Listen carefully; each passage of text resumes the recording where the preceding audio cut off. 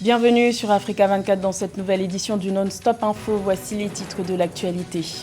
40% des détenus burundais vont être remis en liberté en bénéficiant de la grâce présidentielle. Ce décret a pour but de désengorger les prisons, mais s'appliquera sous certaines conditions. La réconciliation nationale est bel et bien amorcée en Libye. Le nouveau gouvernement de transition a obtenu la confiance du Parlement avec plus de 90% des voix. Et le Togo a des vaccins gratuits de l'initiative COVAX et lance sa campagne de vaccination contre la Covid-19. Les autorités ont profité de cette occasion pour se livrer à une leçon d'exemplarité. Mais tout d'abord, les États-Unis haussent le ton et dénoncent la présence d'éléments terroristes en Afrique centrale. Le département d'État des États-Unis a désigné le 10 mars les forces démocratiques alliées ADF comme groupe terroriste affilié à Daesh. Cette désignation engendre une série de sanctions contre les membres de ce groupe, telles que l'interdiction de voyager aux États-Unis ou encore le gel de leurs avoirs liés aux États-Unis. Pour rappel, les ADF sont un groupe armé d'origine ougandaise responsable de plusieurs massacres dans l'est de la République démocratique du Congo. Le Burundi veut désengorger ses prisons surpeuplées. Plus de 5000 prisonniers vont être libérés en bénéficiant de la grâce présidentielle, ce qui représente près de 40% de la population carcérale du pays.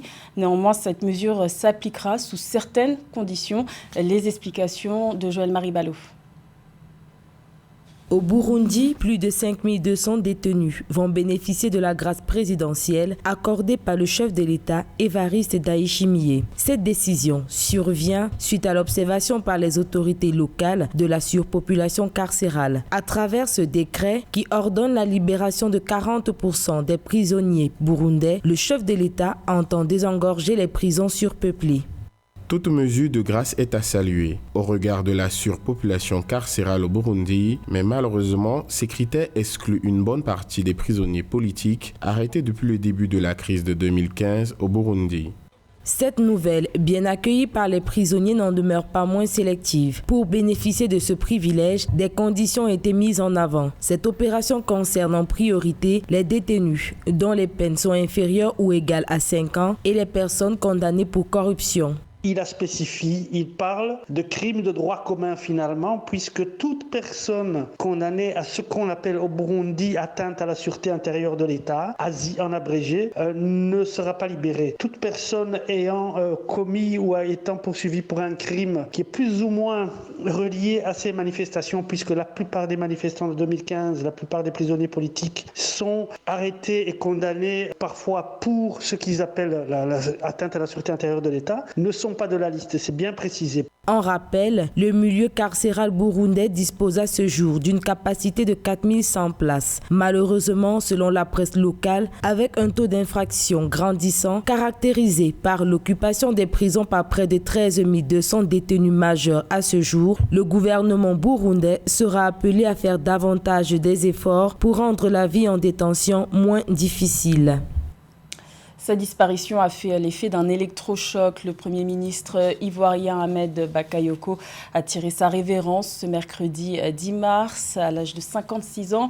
Après plusieurs semaines passées loin de sa Côte d'Ivoire natale, il est décédé en Allemagne où il recevait des soins. Retour sur le parcours d'un homme apprécié aussi bien dans le monde politique que dans celui de la culture avec Ange Doménio. La Côte d'Ivoire est en deuil. Le plus fidèle compagnon du président Alassane Ouattara vient de tirer sa révérence. Ahmed Bakayoko est décédé ce mercredi 10 mars 2021 à Fribourg en Allemagne où il avait été évacué pour des soins intensifs. L'homme était alors atteint d'un cancer qui lui sera finalement fatal. Le chef du gouvernement ivoirien s'est éteint à l'âge de 56 ans. Je rends hommage au Premier ministre Ahmed Bakayoko, mon fils et proche collaborateur, trop tôt arraché à notre affection.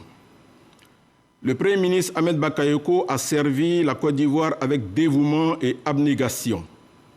C'était un grand homme d'État, un modèle pour notre jeunesse, une personnalité d'une grande générosité et d'une loyauté exemplaire. Très tôt engagé dans la lutte, Ahmed Bakayoko fut leader syndical des étudiants au nom du PDCI, l'ancien parti unique avant son entrée dans le ring politique. Son adhésion au RDR en 1994 lui vaudra quelques séjours en prison sur fond de guerre de succession entre Alassane Ouattara et le président d'alors, Henri Konan Bédié. C'est en mars 2013 qu'il accède pour la première fois au poste de ministre de la Communication et de l'Information sous le régime de l'ancien président Laurent Gbagbo. Lorsque le président Alassane Ouattara accède au pouvoir, Ahmed Bakayoko sera successivement ministre de l'Intérieur, ministre d'État, ministre de la Défense, avant d'occuper depuis juillet 2020 le poste de Premier ministre, chef du gouvernement, poste qu'il cumule avec celui de la Défense après le décès brusque d'Amadou Gon Coulibaly. Ahmed Bakayoko devient alors un des piliers essentiels du régime Ouattara. Depuis pleure un de ses dignes fils, un de ses piliers, une de ses pièces maîtresses. Le président à qui nous pensons tous dans cet instant posé. C'est dur.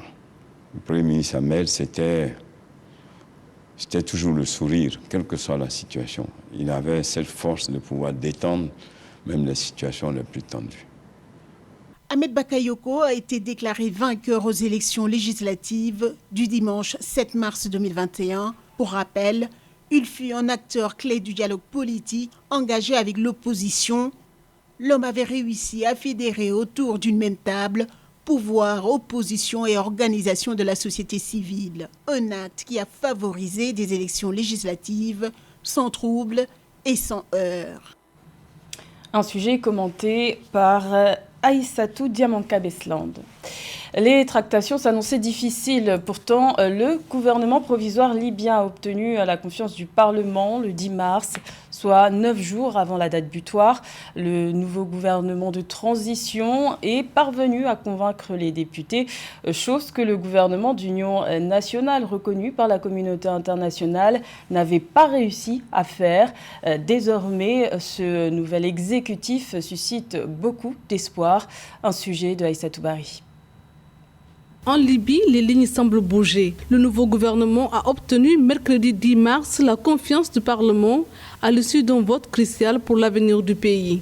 Après 2 jours d'intenses débats, le Parlement élu a approuvé l'équipe gouvernementale formée par le Premier ministre Abdelhamid Beiba. Un gouvernement qui aura la lourde tâche d'unir le pays en vue de l'organisation des élections dont la date a été fixée au 24 décembre. Et je pense finalement le gouvernement va avoir la confiance parce qu'il y a 2 raisons. La première raison, que le chef de gouvernement ait ouvert la porte pour tous les demandes de postes gouvernementaux aux députés. Il a acheté la plupart des députés par les données des postes ministériels. Et la deuxième chose, les députés savent bien et le Parlement savent bien, si ils ne donnent pas la confiance au nouveau gouvernement qui était un gouvernement de tutelle internationale, alors ce rôle législatif va aller au comité de 75 qui était choisi par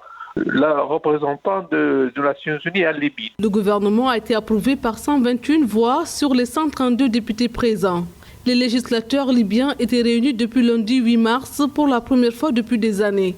La confirmation est intervenue après que le chef du gouvernement, Abdelhamid Beiba, né d'un processus parrainé par les Nations Unies, a présenté la semaine dernière son projet de cabinet au président Aguila Saleh.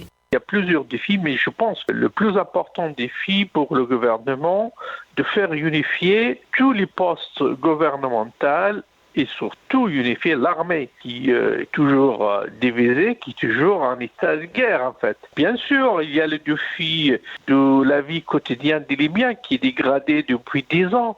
Donc il faut travailler davantage pour améliorer les conditions de vie des Libyens. Et la troisième, bien sûr, préparer le pays aux élections législatives et présidentielle. Le gouvernement proposé par le Premier ministre, secondé par 2 vice-premiers ministres, un de Cyrénaïque Est et un du Fezzan Sud, est composé de 33 portefeuilles, qui, selon lui, sont représentatifs des différentes zones géographiques de la Libye. Également dans l'actualité, la Banque africaine de développement a été désignée meilleure institution financière multilatérale du monde pour 2021 par le Global Finance, magazine américain spécialisé dans les marchés financiers et dans la banque d'investissement. Notons que ce prix est une reconnaissance mondiale des efforts constants déployés par l'institution pour apporter des solutions financières en Afrique. Il est également à noter que fin 2020, la BAD a été désignée meilleur émetteur d'emprunts obligataires contre la pandémie de Covid-19 grâce à son obligation de 3 milliards de dollars pour combattre la Covid-19. C'était l'une des promesses du chef de l'État datant de 2018 au Tchad. Un conseil présidentiel pour l'amélioration du climat des affaires a été lancé le 10 mars. Ce projet a été créé en 2019, mais son lancement a été retardé à cause de la crise sanitaire. Les précisions dans ce reportage de notre correspondant Mohamed Ramadan. Au Tchad, le gouvernement a lancé officiellement ce mardi 10 mars 2021 un conseil présidentiel pour l'amélioration du climat des affaires. Objectif, créer les conditions favorables à l'investissement direct étranger afin d'accélérer la transformation structurelle de l'économie. Un observatoire a été aussi initié pour suivre l'effectivité de la mise en œuvre des réformes économiques. L'amélioration du climat des affaires au Tchad implique également une adhésion massive et un changement de comportement de toutes les couches sociales, en particulier les fonctionnaires, les responsables publics, civils et militaires. Tous les acteurs de la vie administrative et économique de notre pays doivent considérer désormais le secteur privé comme notre principal créateur de richesses et d'emplois. La capacité de l'État à financer seuls les investissements étant limitée, les autorités appellent les opérateurs économiques privés à multiplier les partenariats publics-privés afin de créer de la richesse et des emplois. Pour les acteurs du secteur privé, le gouvernement doit au préalable poser les jalons nécessaires à l'importation et à l'exportation pour faciliter le commerce transfrontalier. N'oublions pas que le Tchad est au centre des grands enjeux, la transsaharienne, la route de la soie, la ZLECAf. Et nous avons été réconfortés par le mot du maréchal lors de la visite inaugurale de l'ONAMA, je cite, « Il faut voir grand ». Le Tchad est grand, le Tchad n'est pas petit. Classé 182e rang sur 193 pays par Doing Business du groupe de la Banque mondiale en 2020, le Tchad veut améliorer à travers cet organe institutionnel les conditions des investissements privés pour accélérer la mise en œuvre de sa politique de diversification économique entamée en 2016.